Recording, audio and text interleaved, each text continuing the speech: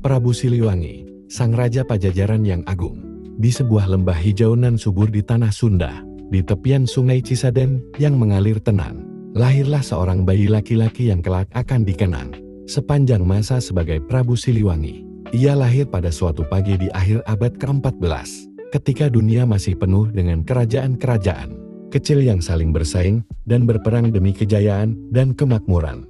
Namanya adalah Raja Niskala Wastukancana. Namun di kemudian hari dunia mengenalnya sebagai Prabu Siliwangi, yang berarti raja dengan kulit harimau, sebuah gelar yang melambangkan keberanian dan kekuatan luar biasa. Masa kecil dan awal perjalanan. Sebagai putra mahkota dari kerajaan Pajajaran, Wastukancana tumbuh dalam lingkungan istana yang megah dan kaya akan tradisi. Ia diajarkan ilmu kepemimpinan sejak dini, mulai dari ilmu perang, tata pemerintahan, hingga kearifan lokal Sunda yang diwariskan leluhur. Meski berasal dari keluarga bangsawan, ia dikenal oleh rakyat kecil sebagai sosok yang rendah hati dan penyayang.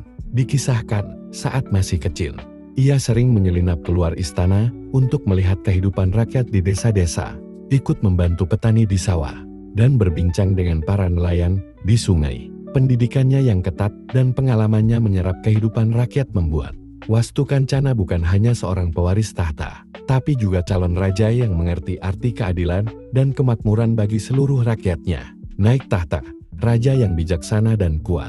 Ketika usia Wastukancana memasuki 20 tahun, ayahnya wafat dan ia naik tahta menjadi Raja Pajajaran.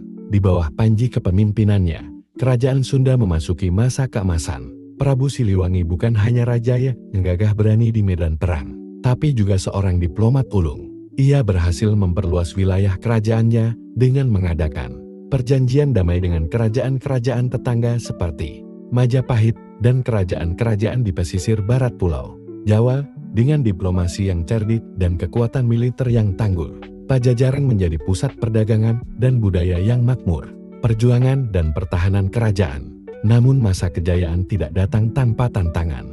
Pada masa pemerintahannya, banyak serangan dari kerajaan lain dan kelompok perompak yang mencoba mengganggu kedamaian Pajajaran. Prabu Siliwangi memimpin pasukan kerajaan dengan keberanian luar biasa, mengenakan jubah harimau yang menjadi simbolnya.